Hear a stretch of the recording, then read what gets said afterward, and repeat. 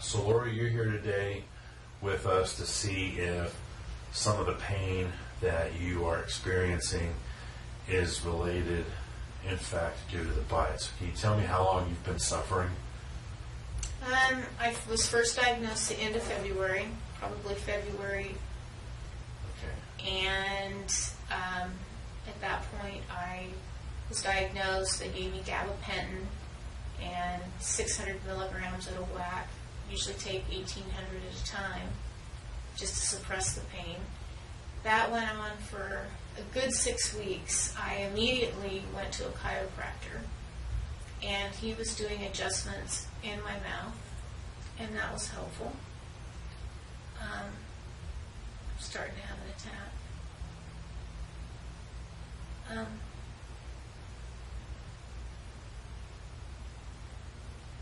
It Take your time. took a couple of months going to the chiropractor and the pills.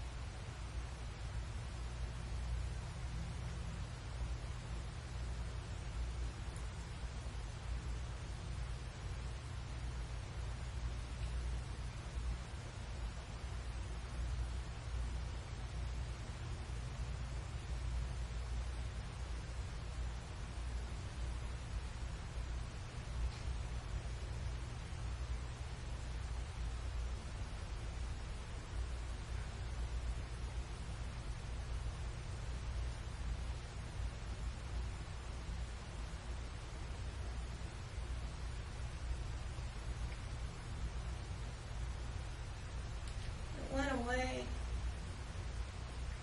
about April, end of April, Okay. and I thought I licked it. And then the third week in October,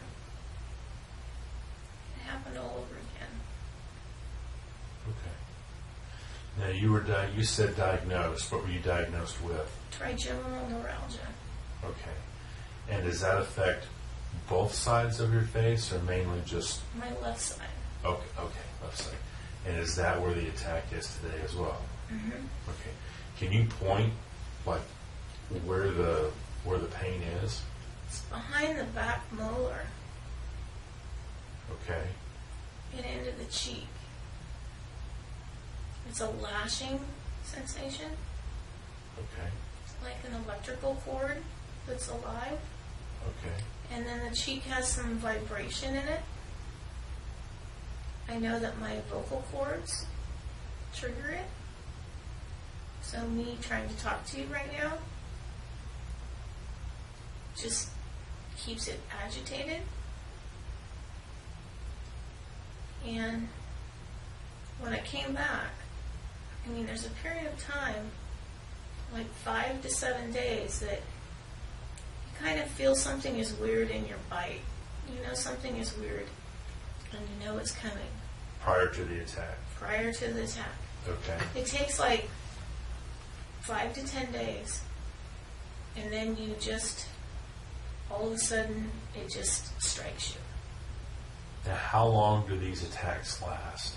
You know, they vary. They used to last like 30 to 60 seconds. This time when it came back, it can hang in there for 3-4 minutes before it lets me go. Okay. Now, you were diagnosed by a neurologist. I was diagnosed first in an urgent care doctor, which is actually my primary doctor. And then I went to a neurologist because I wanted an MRI. I wanted to know what was wrong with me. Okay, and what were the results of the MRI? I do not have MS, and I have trigeminal neuralgia. There was nothing wrong with my MRI. Okay. So he said you will live on gabapentin. If you get tired of that, which you will continually need more and more. If you tire of that, I could call and get a referral and go to a neurosurgeon. And what would the neurosurgeon do? Did he say what your options might be? Well, I haven't seen a neurosurgeon, but I've studied enough to know that the Gamma Knife, the MVD, those are my options, and they're not good options. Okay. They typically don't work. If people get relief, they get it for a period of time, 2 years, it comes back. Okay. So, The chiropractor has brought me the best relief. He does manipulations in my mouth. He's moved the pain from directly in my throat into my ear and behind my back molar by manipulating this muscle on the inside of my mouth. okay. Do you have any inner ear issues like vertigo or ringing in the ears? I did in 2007. Okay. In 2007, I had a 9-month rodeo with vertigo, and it was brutal. So, but there have been 2 different episodes. The vertigo was its own thing in 2007, and then in February of 2015, then this started. Trigeminal nerve started. And, you know, I became extremely angry one day, and I felt like all of the anger and all of this pressure and tension was in my face. I tend to carry it in my face when I'm frustrated or upset. And I'm an emotional person. I'm somebody that is all in. So the emotion even upsets my face. Not only does the vocal cords, the emotion, if I become sad, Sure. I'll have an attack. If I experience extreme joy and laughter, I'll have an attack. I have to stay in a very subdued manner. Okay. I feel as if I have to be, I'm usually a 10 and I'm the one in the room that makes the party happen. I gotta be a 2. Okay. Do you have any other triggers like sound or bright lights or anything like that? No bright lights, sound, not really. Or a strong smell like woman's perfume in the mall or anything like that? Nope. Okay. Nope. All right. Drinking, trying to drink fluids is very complicated. Anything, cold, I'm sensitive to cold. As soon as it lashes on the back of my mouth, I just want to go crazy. When you say that, do you notice that your teeth are sensitive to cold? No, it's the tissue around the teeth. Okay. It's not the teeth. It's the tissue around it. Okay. It's more like the spot right behind the last molar and into the cheek. So when I drink fluids, I've learned to drink with a straw only. Gulping is extremely painful. Okay. I drink with a straw on the right, and then I kind of sift it through so it'll go down my throat without ever touching the left side. Okay. So even when this is something you do even when you're not having an attack, is to keep the cold off of it? No, when I thought I got well, my life just went back to normal. Okay. I lived a normal life. I did everything that I always did. I laughed big. I could drink. I could eat. I ate popcorn again. At first I was scared. And then as you feel good every day, the fear goes away. Sure. Now, are you continuing to alter your eating habits now? Oh yeah, I live Now that it's back? I live on a soft diet. I live on Greek yogurt. I live on cheese sticks. It has to be something that's smooth and it can't be cold. I have to temp the yogurt. I have to let it sit out for an hour. I can't eat it right out of the refrigerator. Okay. Is there anything else that you can think of that you'd like to share? Because Lately, in this attack, sleeping on the left side created a problem. So how are you sleeping? In a recliner. Okay. But not laid all the way back or reclined all the way back. You're just kind of leaning back a little bit, or? I move it around, back to up, I move it in hopes that by keeping my head up, it will protect it. Now, during the period of time where it went away and you thought you had it conquered, were you sleeping flat and able to sleep on your left side? Mm-hmm. Okay. All right.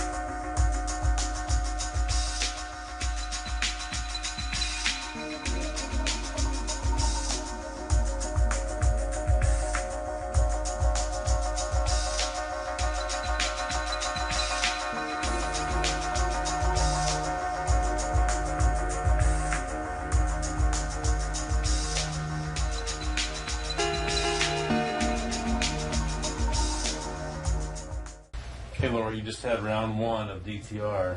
Our scans look a lot better. You tell the bite's different? The bite is definitely different. Yeah. The pain is different. The pain is moved from behind the molar into the ear. Okay. And when you were with the chiropractor, you started to tell me something. Yes. When the chiropractor was doing manipulations in my mouth on this muscle, he moved the pain from my throat into my ear. And that's how he eventually Started to feel better. Mm-hmm. Okay. So things have definitely changed as far as what you're feeling as a result of the bite, because I didn't do any muscle manipulations. I just made the teeth come together like they should. Mm-hmm. Okay? So we're going to see you in a week.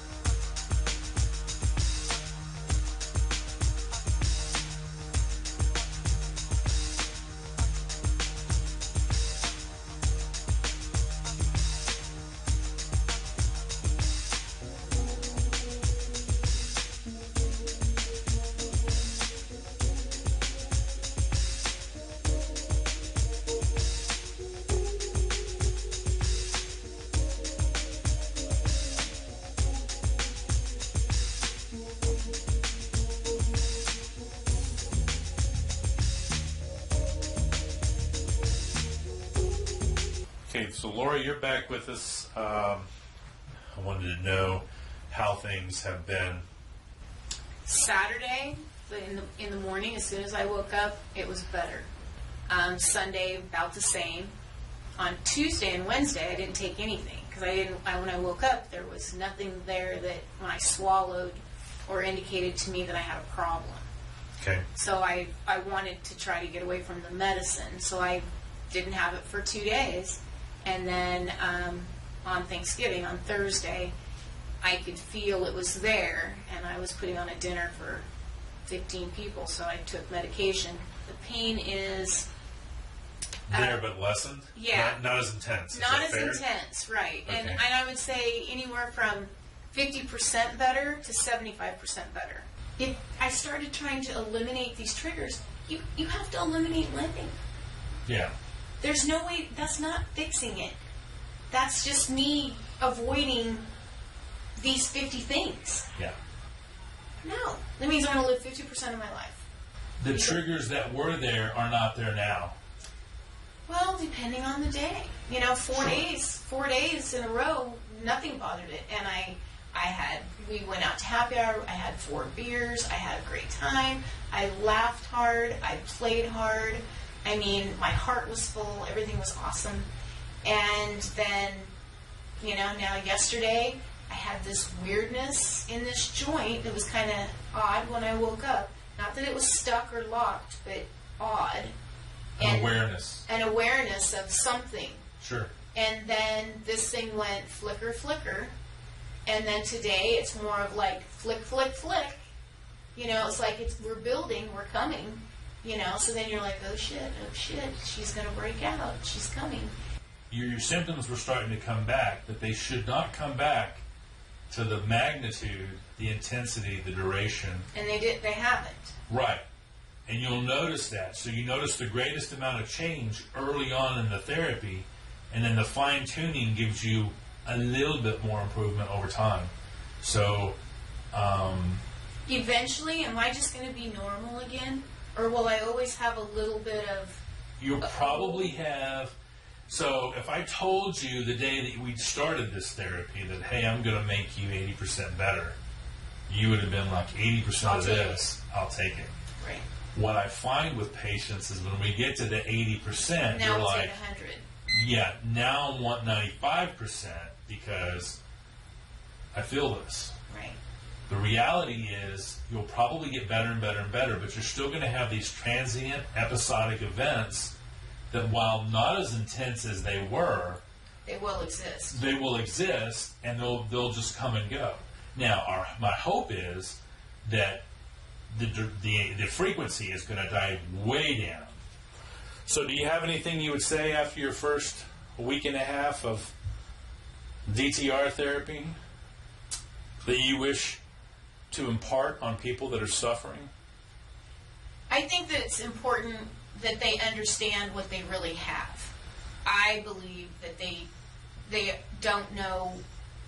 I think they're misdiagnosed. I think we're all under this giant blanket. We all have this giant blanket, and they've thrown us all under there. Some of us are actually trigeminal neuralgia. Some of us are actually TMD. Some of us, they just kind of toss us over there. And the first thing that medical doctor, they just want you to take pills. Just take these pills. But anyone that has this knows that over time you need more and more medication. The medication doesn't work, or you have to add more medication. The bite issue, each time I've come, it's better. The first, I start the very next day with a lower dose of medicine. By the time I got to like the 7th day, I was pain-free for 4 days and took no medicine. And then I had a couple of little twinges, and, now we've done a couple more adjustments. This is an answer. This is actually a real fix. This is not a Band-Aid and that you're not cutting my head open and putting 50 staples in the side and people are saying, oh, my MVD didn't work, or my Gamma Knife didn't work. Now, to me, that's a lot to go through compared to what DTR therapy is. While you were here the first time, we were you were having an attack that day while we were working on you. Yeah, it's probably the worst one I've ever had. Okay, this is your 3rd visit. I'm glad you're doing a lot better. You look good. I feel good. I feel really good. I'm now to the point where I was sleeping and making sure that I never laid on the left side. And I now, because that's my favorite side, I am now cradling back over and laying on it, and nothing is happening to me. So have you gone back to sleeping in the bed? I'm in my bed, and I do sleep on my back, and I have been sleeping left and right, and it's working fine. I feel awesome. Pain-free, med-free, awesome.